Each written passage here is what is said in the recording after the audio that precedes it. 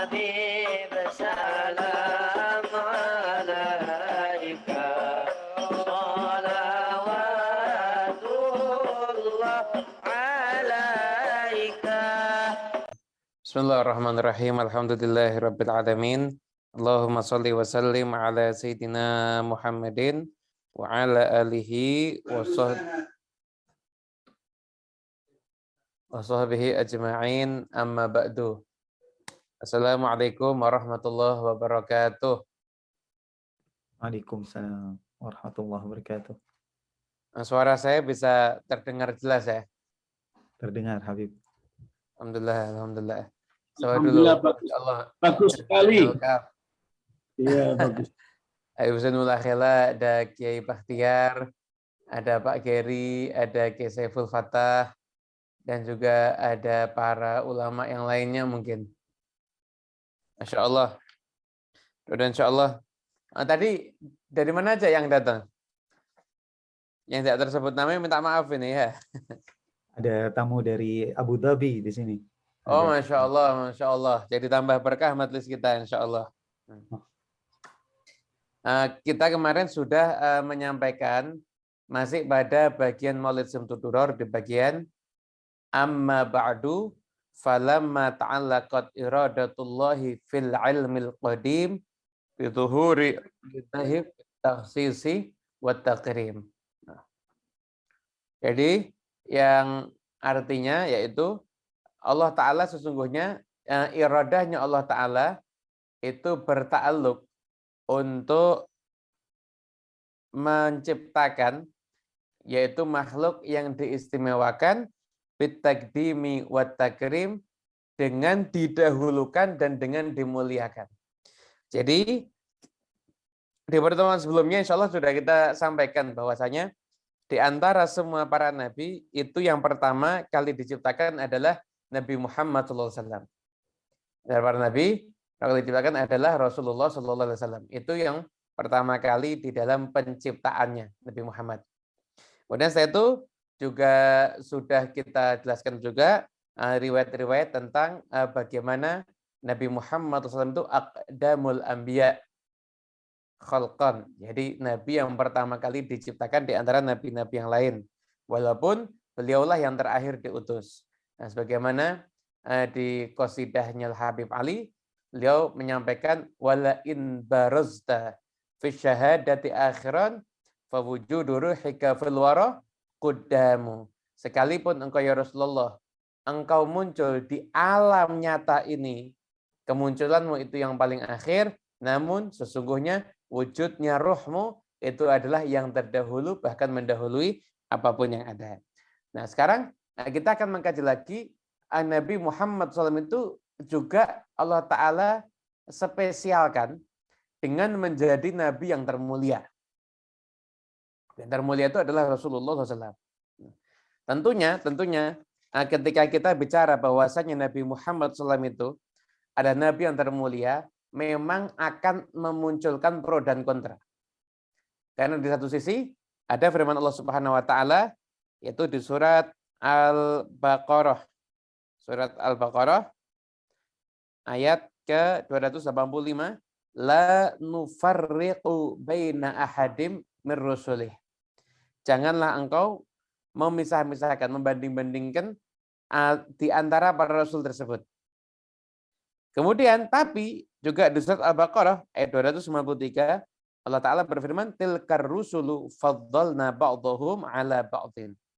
Artinya para rasul itu kami unggulkan sebagiannya di antara sebagian yang lain. Jadi, yang satu kan ayatnya seakan-akan, wah nggak boleh ini. Nggak boleh apa? Nggak boleh dibanding-bandingkan ya. Yang satunya lagi menyatakan, rasul-rasul itu ada yang sebagiannya kami unggulkan dibandingkan sebagian yang lainnya. Maknanya itu gimana? Seakan-akan dua ayat ini bertentangan. Yang satu mengatakan la nufarriqu baina ahadim min rusulih, yang satunya lagi mengatakan rasul itu sebagian lebih unggul dibandingkan sebagian yang lain. Nah, para ulama menjawab, dan ini yang kita kutip adalah jawaban dari Syed Muhammad bin Alawi Al-Maliki di kitab beliau Manhajus Salaf fi Fahmin Nusus. Yaitu bahwasanya sesungguhnya keunggulan dari para nabi itu tidak boleh dibeda-bedakan. Artinya apa? Untuk urusan aslun nubuwah, untuk pangkat kenabiannya, maka nggak boleh kita beda-bedakan. Semua nabi itu wajib kita imani, wajib kita hormati. Namun di antara para nabi itu ada yang punya khosois, wal mazaya, khususiyah dan maziyah yang masing-masing itu berbeda. Makanya tilkar rusulu faddalna ba'dhum ala ba'dhin. Para rasul ini sebagiannya kami unggulkan di atas sebagian yang lainnya. Gitu. Jadi secara derajat kenabian, pangkat nabi, ya sudah semua nabi itu kita anggap ada manusia pilihan, manusia hebat, tidak boleh kita membanding-bandingkan secara pangkat kenabiannya. Namun untuk khususiyah yang mereka miliki, maka mereka itu berbeda-beda. Juga ada Nabi Muhammad SAW pernah bersabda, la tufaddilu bainal anbiya. Jadi ini kisahnya waktu itu ada orang Muslim sama Yahudi debat. Yang Muslim akhirnya sumpah, demi zat yang mengutus Muhammad, memilih Muhammad di atas alam semesta ini, di atas makhluk-makhluk yang lainnya. Walladzi istafa Muhammadan 'alal alamin. Yang satunya lagi, orang Yahudi mengatakan, walladzi istafa Musa 'alal alamin. Demi zat yang mengutamakan Musa dibandingkan al-alamin, manusia, jin dan semuanya. Akhirnya setelah itu Muslim marah, ditampar itu Yahudi.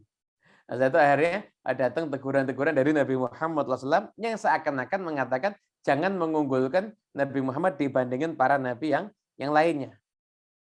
Tapi sedangkan bagaimana kita ini di tarbiyah, kita sudah menyatakan akramul anbiya, sayyidul anbiya orang muslim itu Rasulullah SAW.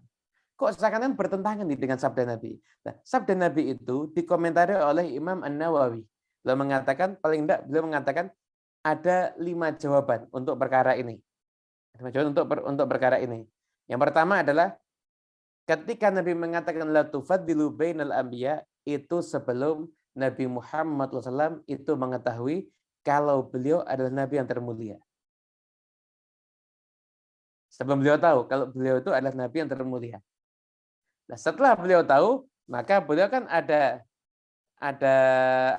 riwayat yang lainnya. Ana sayyidu waladi Adam wala fakhr. Gitu.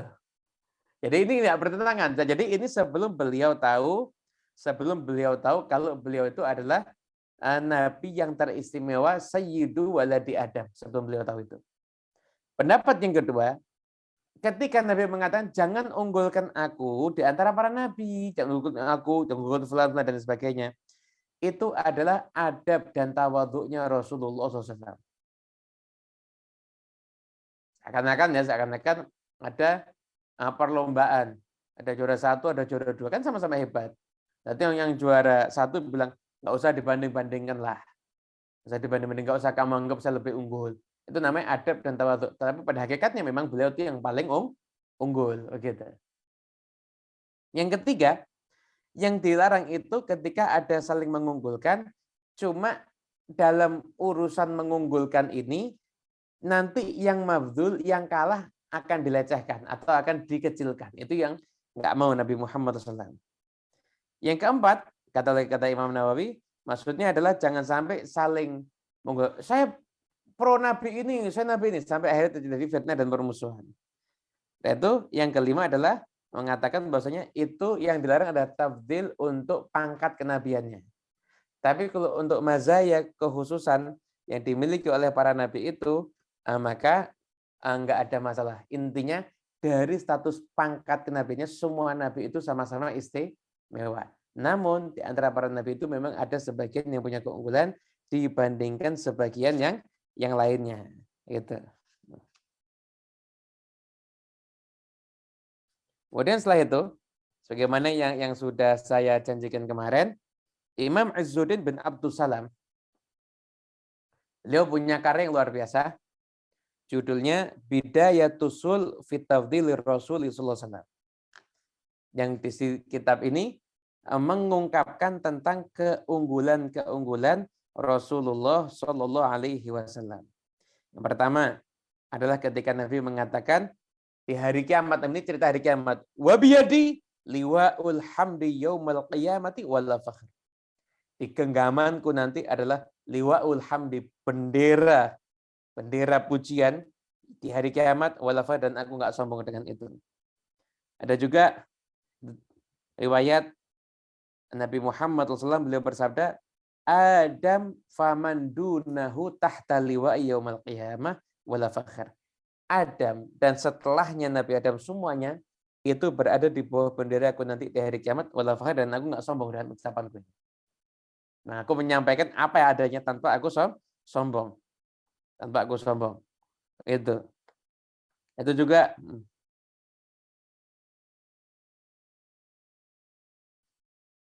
setelah itu juga Allah Ta'ala di Quran bersumpah dengan umurnya Rasulullah SAW. Bersumpah dengan umurnya Nabi Muhammad SAW. Yaitu la'amruka innahum lafi sakratihim ya'mahun. La'amruka itu demi umurmu wahai Muhammad. Demi umurmu wahai Muhammad. Nah, ketika Allah Ta'ala bersumpah dengan umurnya Nabi Muhammad SAW, maka di situ keunggulan Nabi Muhammad SAW, kehidupan Nabi Muhammad SAW adalah kehidupan yang paling istimewa yang pernah ada, yang paling membawa berkah, baik secara umum ataupun khusus. Dan tidak pernah terjadi Allah Ta'ala bersumpah dengan umurnya para Nabi. Allah, zat yang paling luar biasa, paling agung, nggak ada yang lebih agung dibandingin Allah Ta'ala. Tapi Allah sampai bersumpah. Apa yang dijadikan sumpah? Umurnya Nabi Muhammad SAW. Anda bisa bayangkan? Kalau kita sumpah, itu yang kita jadikan sumpah kita kan sesuatu yang istimewa. Demi Allah, demi Rasulullah, demi ayahku, demi ibuku. Itu kan? Demi imanku. Kan sumpah-sumpah itu demi sesuatu yang istimewa. Yang sesuatu yang intinya punya nilai yang luar biasa. Tapi Allah Ta'ala bersumpah dengan umurnya Nabi Muhammad SAW. Menunjukkan apa? Umur, hari-hari kehidupannya Nabi Muhammad SAW adalah kehidupan yang paling istimewa. Makanya seorang mukmin Muslim, jangan sampai kita ini nggak mengkaji kehidupan Nabi. Nah, kehidupan beliau ini kehidupan yang dibuat sumpah sama Allah Ta'ala. Betapa ruginya kita kalau banyak kisah, dan banyak cerita, banyak novel, banyak sinetron itu kita ikuti, tapi kita nggak pernah tahu kehidupannya Nabi Muhammad SAW. Dan betapa ruginya anak kita bisa cerita macam-macam. Cerita ini, cerita itu, tapi anak kita nggak pernah cerita tentang Rasulullah. Nggak pernah cerita tentang kehebatan Nabi Muhammad SAW. Nah, ini PR untuk kita semuanya ini. Ini tugas untuk kita semuanya. Gimana biar menjadikan anak kita ini cinta dengan Rasulullah SAW.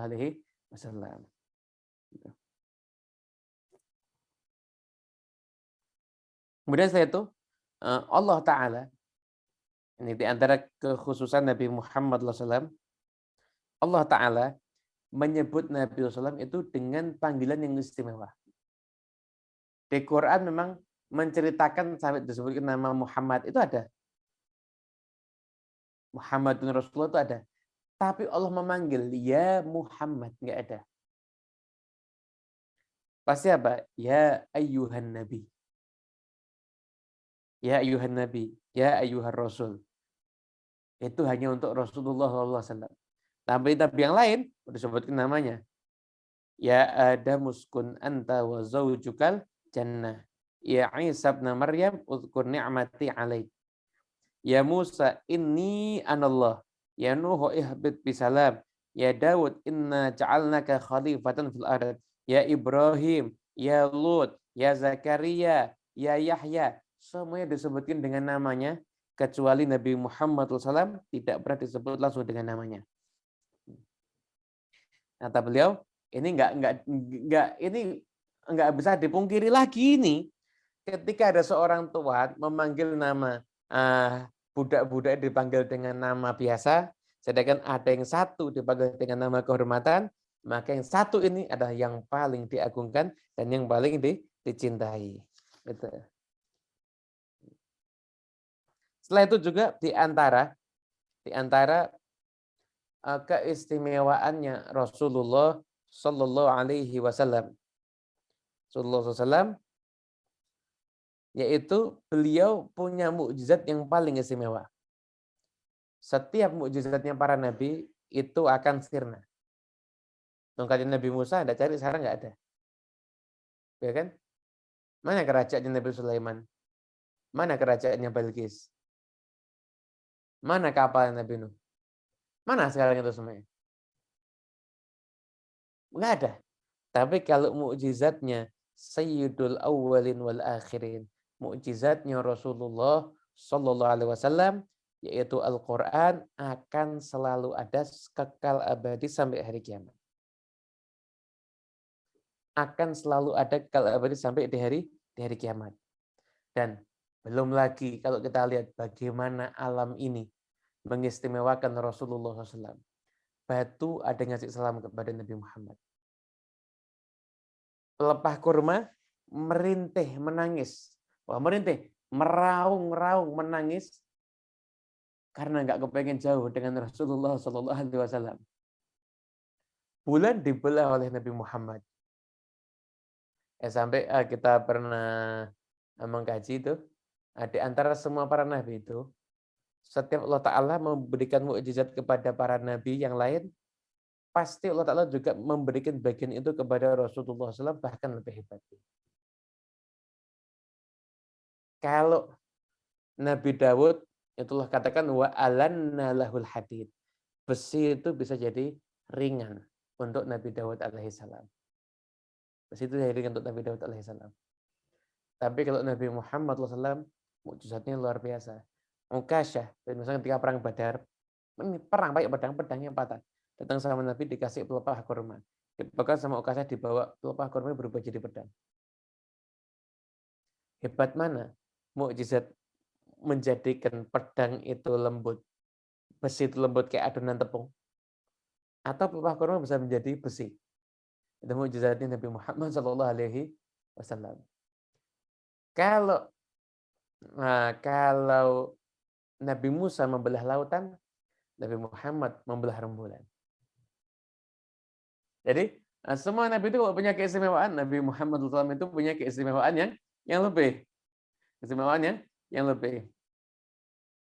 Nabi Musa, Nabi Sulaiman bisa berbicara dengan binatang. Nabi Muhammad juga bisa. Itu pernah ada unta yang menangis itu merintih di hadapan Rasulullah SAW. Ketika sahabat itu pernah ada yang ngambil tersangkar burung itu, kemudian saya itu Nabi Muhammad SAW itu mengetahui bahasa burungnya, siapa ini yang ganggu anaknya ini. Jadi Nabi Muhammad SAW itu memahami semua bahasa binatang. Bisa memahami dan mendengar semua bahasa binatang. Itulah Rasulullah SAW. Bahkan bukan cuma binatang. Bahasanya makan sudah didengar sama Nabi. Ketika Nabi SAW pernah dikasih racun, itu daging yang mau dimakan sama Nabi ada racunnya, itu daging sendiri yang bicara. Jangan dimakan, saya ada racunnya, saya beracun. Hebat, Nabi Sulaiman cuma dengar dari makhluk hidup. Nabi Muhammad bisa dengar sekalipun dari benda mati.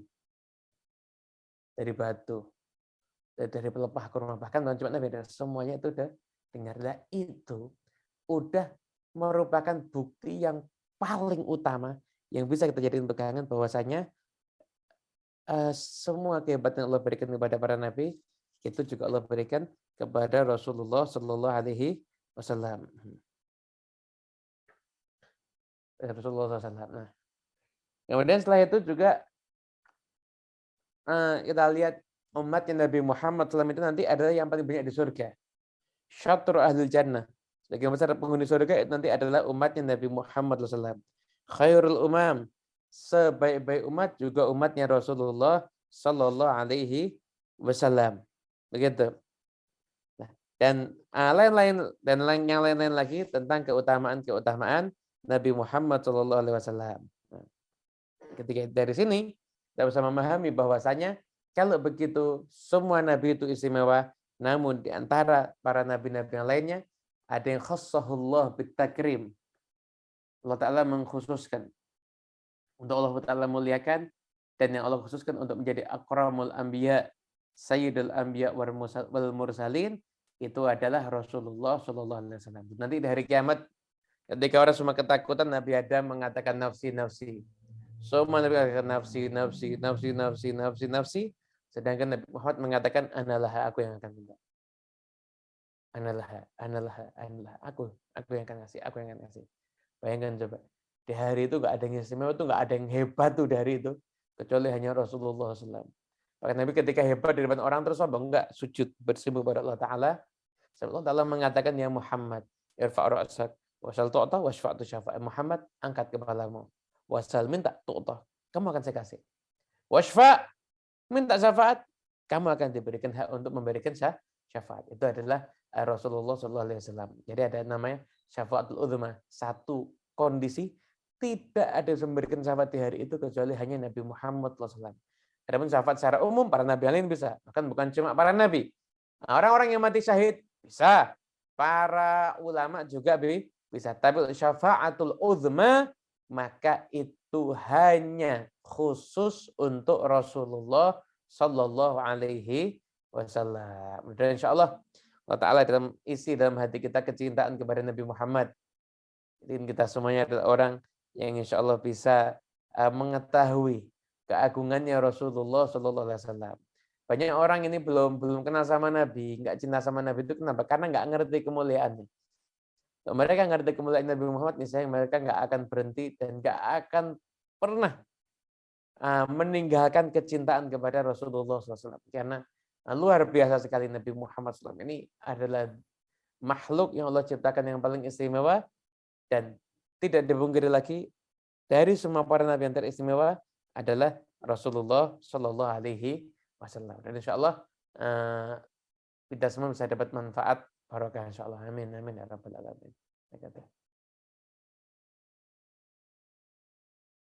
Masya Allah. Terima Kalau kasih banyak. ada tanya jawab nyantai. Terima kasih banyak Habib atas nasihat dan ilmu yang sudah disampaikan tentang kemuliaannya Nabi Muhammad SAW. Mungkin bagi teman-teman semua yang mau bertanya bisa langsung aktifkan mikrofonnya, bisa langsung menyampaikan saja. Monggo.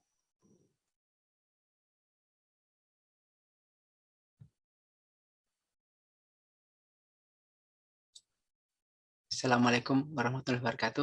Assalamualaikum warahmatullahi wabarakatuh. Monggo Pak Heri. Ya, matur nuwun Habib. Ya Habib, bulan lalu itu tadi juga saya baru cerita, kan Habib cerita di zaman Rasulullah itu ternyata ada, kalau kita sebut jadi bekas sahabat Rasulullah ya, yang dia itu hafal Quran, bahkan kalau saya baca ceritanya itu juga pernah berperang bersama Nabi gitu, artinya berjihad. Tapi pada akhir hayatnya dia itu ternyata terus menjadi membela Musailamah al-Kadzab ya, yaitu Rajal bin Unfuah ya. Nah itu Habib mungkin bisa menceritakan apa sebabnya dan bagaimana kita yang sekarang ini sama-sama ikut Simtudoro tapi bisa terjaga jangan sampai seperti dia itu kan, itu satu pelajaran. Jadi kita khawatir dengar itu, saya itu maksudnya. Matur nuwun Habib. Jadi sahabat itu definisinya kan adalah orang yang dia itu beriman. Kumpul sama Nabi Muhammad SAW dalam keadaan iman dan wafatnya juga dalam keadaan iman. Itu adalah sahabat-sahabat Rasulullah Sallallahu Alaihi Wasallam. Yang mereka semuanya orang-orang yang punya keutamaan, ya keutamaan itu keutamaan istimewa. Macam-macam tuh dengan keutamaannya ya. Sayyidina Abu Bakar Siddiq dengan keutamaannya, Sayyidina Umar bin Khattab dengan keutamaannya, Sayyidina Utsman bin Affan dengan keutamaannya, Sayyidina Ali bin Abi Thalib juga dengan keutamaannya. Orang man istama'a bi Rasulullah SAW, kullu mu'minin istama' bin Nabi wa mata 'alal iman, dan matinya juga dalam membawa iman. Rajul bin Unfuah ini itu tidak mati dalam keadaan iman sehingga dia tercoret daripada kelompok sahabat Nabi. Karena tidak mati dalam keadaan membawa iman. Mati dalam keadaan membawa iman itu. Rajal bin Unfuah tadi itu. Jadi berarti kita bisa ambil pelajaran daripada kisah ini Tentunya jaga iman itu penting. Jaga itu iman itu penting.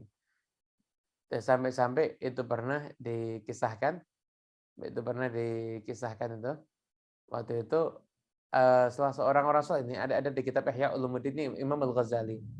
Ada orang soleh itu dia ditanya, kamu milih mana? Ini pintu, ini gerbang rumah. Kalau kita di kamar, jarak ke pintu sama ke gerbang rumah lebih jauh mana? Gerbang rumah lebih jauh, pintu lebih dekat, ya kan? Ini orang soleh ini ditanya. Ya Rasul ini ditanya, kamu milih mana? Mati di pintu yang lebih dekat, tapi mati membawa iman, atau mati di gerbang tapi mati syahid? Tanya gitu. Lalu tadi apa? Saya milih mati di pintu tapi membawa iman. Loh, gak mati syahid kan tinggal jalan ke gerbang aja. Setelah tadi tahu dari mana hati saya nggak akan berubah dalam perjalanan saya ke gerbang. Jadi ketika kita punya rasa takut kalau sampai di akhir hayat kita tuh tidak bawa iman, itu tanda kita akan selamat.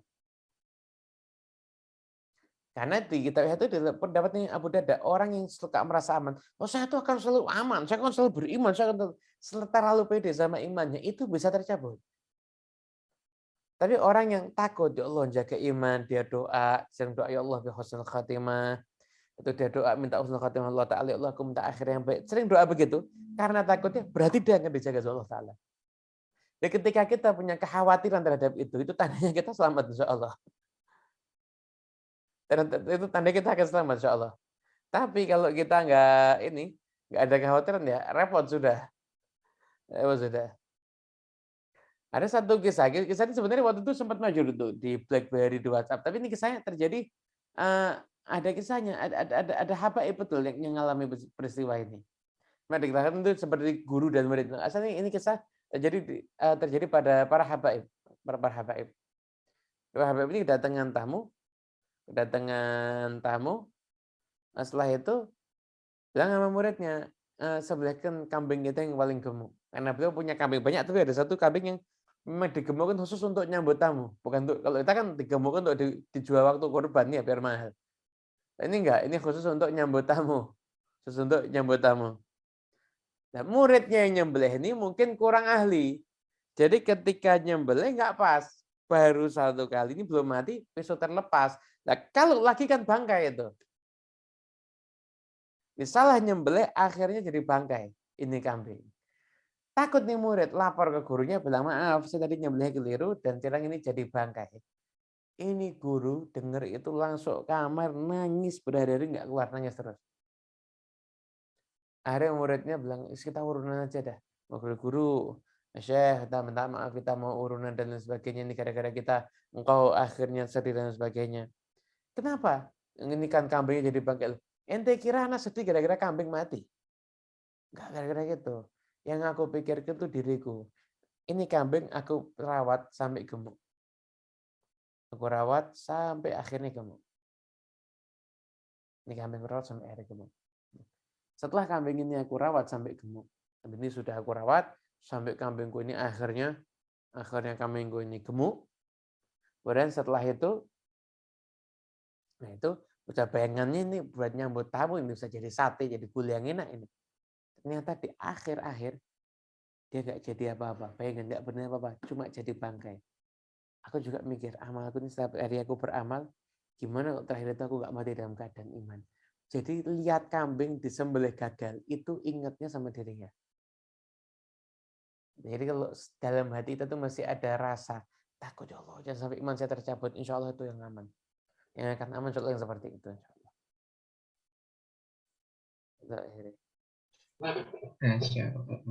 Terima kasih banyak Habib atas jawabannya. Dan selanjutnya ini ada salah satu pertanyaan dari Mas Fadil. Assalamualaikum Habib, bagaimana tadi cara mendapat syafaat dari ulama atau para wali? Tunggu Habib. Ya.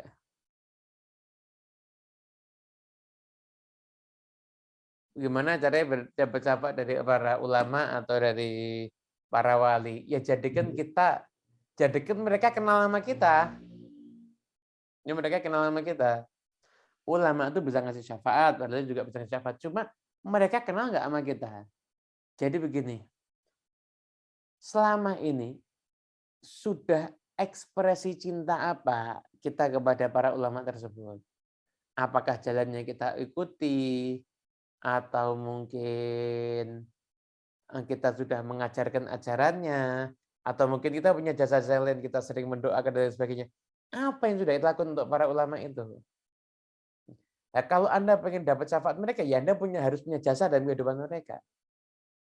Kalau kata Syekh Bakar bin Salim, awama alimta bi annana ahlul wafa wa muhibbuna mazala tahta liwana.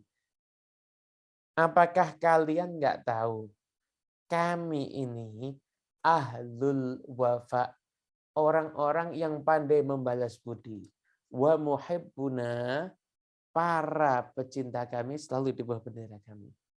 Artinya wali itu orang yang paling ngerti balas budi. Kita ini kalau berjuang untuk para wali, kita mungkin baru berjuang seujung kukunya aja, mereka udah berjuang sejauh telapak tangan, bahkan sejauh tangan kita ini. Berjuang mungkin satu gini aja, mereka udah berjuang lebih jauh untuk kita. Jadi kita harus apa itu lakukan untuk dapat? Apakah kita mengenal mereka? Apakah kita menyebarkan ajarannya? Apakah kita mengikuti? Apa kita mencintai? Jadi untuk dapat syafaatnya itu kembali ke diri kita. Pantaskan diri kita dapat syafaat. Itu aja. Pantaskan diri kita dapat syafaatnya. Anda pengen dapat syafaatnya Syabul Qadir Al-Jailani misalkan. Tapi Anda baca manaqibnya nggak pernah, cinta nggak pernah, ngajari anak Anda cinta nggak pernah, menceritakan nggak pernah. Anda tahu mau dapat syafaatnya dari mana? Cuma angan-angan nggak bisa. Pantaskan dirimu untuk dapat syafaat. Sekiranya kamu berjuang untuk wali itu, yang wali itu perjuangkan juga kamu perjuangkan, insya Allah nanti dapat syafaat. Begitu. Masya Allah. Terima kasih Habib atas jawabannya. Terus ini ada pertanyaan lagi dari Mas Gali. Bagaimana cara hati bisa merasakan cinta kepada baginda Nabi Muhammad SAW makin mendalam? Nikmatnya iman, nikmatnya amal soleh, itu sama kayak kita mau merasakan nikmat yang ada di lisan kita. Anda cari makanan yang paling enak. Di Jerman makanan paling enak apa? Yang halal ya. Enak dan halal. Karena yang paling enak apa? Yang di Solo apa? Yang di Jakarta apa? Cari makanan yang paling enak. Kalau Anda nikmati ketika Anda sakit gigi, enak nggak jadinya? Enak nggak? Nggak jadi enak kan? Kenapa? Karena orang sakit tidak usah menikmati. Sama hati kita ini sakit sebetulnya. Orang soleh itu mereka bisa menikmati sholatnya. Bisa menikmati bacaan Qur'annya. Bisa menikmati ibadahnya. Bisa menikmati zikirnya kepada Allah Ta'ala. Bisa merasakan cinta sama Nabi Muhammad. Cinta sama Allah Sholihin. Kenapa? Hatinya sehat. Dan hati kita ini sakit kok. Hati kita ini sedang dalam keadaan sakit. Makanya kita nggak usah merasakan kenikmatan iman. Atau kenikmatan semua ya ta'allaqu bil iman yang berkaitan dengan masalah iman. Jangan bersihkan hati kita. Jangan banyak benci, jangan banyak dengki, nggak cinta dunia. Bersihkan hati kita. Pelan-pelan kita bersihkan, nanti semakin bersih, semakin kita merasakan nikmat. Semakin bersih, semakin bersih, semakin bisa merasakan nikmat. Begitu. Itu mungkin insya Allah. Habib. Terus ini Habib, ini mungkin ada pertanyaan pribadi dari saya sendiri ya Habib. Jadi untuk membedakan tadi kita mengatakan sebuah kebenaran, terkadang kan kita mengatakan sebuah kebenaran, tapi itu sebuah apa ya, bisa dibilang orang bisa menganggapnya itu sombong gitu loh Habib. Padahal kita tuh ngomong ini tuh ya kenyataannya seperti itu Habib. Terkadang pas kita awal ngomong kenyataan ini itu ya hanya mengatakan kebenaran, tapi setelah itu terkadang kayak kita ngerasa tadi aku ngatain sesuatu itu sombong atau gimana ya, barangkali orang beranggapan bahwa aku sombong gitu Habib. Itu gimana ya? Wa amma bi ni'mati rabbika fahaddits. Kalau kamu dapat nikmat dari Allah Ta'ala, kamu ceritakan boleh. Tahaddusan bin ni'mah sama takabur beda. Takabur itu ada dua unsur, batarul haq wa ghamtun nas. Mengingkari kebenaran dan menyepelekan orang lain. Nah, ketika kita menyampaikan itu untuk menunjukkan saya hebat. Nah, itu baru namanya takabur. Tapi ketika Anda menceritakan itu dalam ekspresi tanda senengnya Anda karena dapat nikmat dari Allah Ta'ala, nggak ada masalah. Jadi bentuknya menceritakan tadi kenikmatan yang kita dapat tadi, bentuknya sama secara zahir. Tapi niat yang membedakan antara yang takabur atau tahadutsun bin nikmah. Tahadutsun bin nikmah justru malah perintah. Tapi kalau takabur itu dilarang. Boleh itu dilarang. Contoh gini. Kita mungkin gini, kita cerita tentang amal kita sama anak kita, nama anak kita. Tujuannya biar dia niru. Kita mesti nggak akan ada sombong. Nah, karena apa dong? Saya ini sudah sama anak saya, masuk saya pengen lebih dicintai lagi, nggak ada. Sombong tuh nggak kepikiran dalam benak kita. Pikirannya apa? Biar diteladani. Kan? Tapi ada orang kalau cerita sama orang lain mungkin niatnya biar dia tahu nih, saya ini orang baik. Sombong udahan, beda lagi nanti. Jadi kembali kepada niatnya. Silakan sampaikan nikmat yang Anda terima boleh, tapi satu kepada orang yang pas. Saya tuh kemarin dapat pertanyaan waktu kajian Zoom, Habib bagaimana hukumnya bermesraan di muka umum? Kan lagi macam-macam ini pertanyaan zaman sekarang ini. Bermesraan di muka umum. Saya bilang kalau kelihatan mesra suami istri ya wajib. Namanya sakinah mawaddah warahmah itu mau nggak mau ada mesra di situ. Tapi bermesraan di muka umum kita lihat kalau cara-cara bermesraannya itu bisa menjadikan yang lihat itu bangkit syahwatnya, maka itu hukumnya haram. Ini kalau buka aurat jelas haram ya. Ini tidak buka aurat. Atau misalkan panggilan-panggilan dengan nada-nada yang menggoda sampai orang yang dengar mungkin juga bisa gagal fokus. Wah, itu bisa gagal fokus itu. Akhirnya kalau seperti itu bisa jadi haram. Tapi kalau sudah ada itu cuma murni karena cinta dan sebagainya, boleh. Tapi harus diingat, jangan kamu mesra itu nikmat. Ketika kamu kemesraan, ada orang yang sedang nggak mesra, atau ada orang yang habis hubungannya hancur, bercerai dan sebagainya. Lihat nikmat yang kamu dapat dengan pandangan yang mungkin nggak suka, maka pandangan itu bisa jadi ain. Itu adalah ketika memandang dan bertepatan dengan takdir Allah Ta'ala, akhirnya terjadi keburukan. Jadi kita habis pamer sesuatu yang baru, wah ini HP saya baru dan sebagainya, selesai jatuh. Kenapa? Kena ain. Orang itu tadi kena ain. Kadang ada namanya ain. Karena dalam hadis kalau ada sesuatu yang lebih cepat daripada takdir, yaitu ain. Artinya ketika kita dapat nikmat, cerita sama orang yang pas boleh, tapi jangan kemas sembarang-sembarang. Takutnya apa? Ketika memandang nikmat yang kamu miliki dengan pandangan yang nggak suka, takutnya nikmat itu nanti bisa menjadi satu hal yang kurang baik nanti akhirnya. Kurang lebih begitu. Terima kasih banyak Habib atas jawabannya. Terus ini ada pertanyaan dari Pak Yai Seful. Assalamualaikum Habib. Sedikit bertanya, Nur Rasulullah itu yang pertama diciptakan Allah Subhanahu wa Ta'ala. Saya pernah membaca kitab bahwa benda yang pertama diciptakan Allah adalah air dan arsy Allah di atas air. Bagaimana memahami ini? Kurang jasilah ya Habib. Ya, bagus, Masya Allah. Ada juga jadi gini, ada riwayat awwalu ma khalaqallah al-qalam, pena. Ada juga riwayat awwalu ma khalaqallah al-arsh wal ma. Khalaqallah al-arsh wal ma. Dan ada lagi hadis yang di musannafnya Abdul Razak, tapi yang berdasar musannaf Abdul Razak itu enggak ada. Awwalu ma khalaqallah nur Nabi Muhammad sallallahu alaihi wasallam. Bagaimana mengkorelasikan itu? Ulama menyebutkan dari riwayat-riwayat ini semuanya, maka yang paling kuat karena didukung dengan riwayat-riwayat yang lainnya itu adalah ciptaan Allah yang pertama adalah nur Nabi Muhammad SAW. Lalu Nabi bilang, itu ada al-qalam, ada arus, ada mat dan lain sebagainya. Binisbah selain nur Nabi Muhammad SAW, ya mungkin bisa jadi al-qalam. Untuk perkara misalkan yang tidak maksusat, mungkin yang tidak yang bukan untuk di dunia mungkin pertama kali adalah al-qalam. Tapi untuk secara mutlak semuanya ini ada nur Nabi Muhammad SAW. Kenapa? Karena riwayat ini didukung sama riwayat-riwayat yang lainnya. Seperti Ketika Nabi mengatakan kuntu nabiyyan wa Adamun jadun fitinati. Berarti sebelum ada Nabi Adam sudah ada Rasulullah SAW. Berarti kan menunjukkan keutamaan Nabi. Itu kan? Wa satu wa akhiran fil ya Allah apa? Kuntu awal nabiyina fil khalqi wa akhiruhum fil ba'ts. Aku ini nabi yang pertama kali diciptakan, tapi yang terakhir kali jadi karena riwayat Nur Muhammad ini didukung sama riwayat-riwayat hadis-hadis yang lain, akhirnya para ulama mengunggulkan Nur Muhammad ini ciptaan Allah yang pertama kali. Kenapa? Hadisnya itu ditunjang sama banyak hadis yang lainnya. Dan untuk kolam arus wal ma itu gimana? Binisbah Nur Muhammad mungkin pertama kali al-qalam. Ada riwayat lain lagi binisbah untuk Nur Muhammad mungkin al-arus wal ma. Kurang lebih begitu Pak Kiai.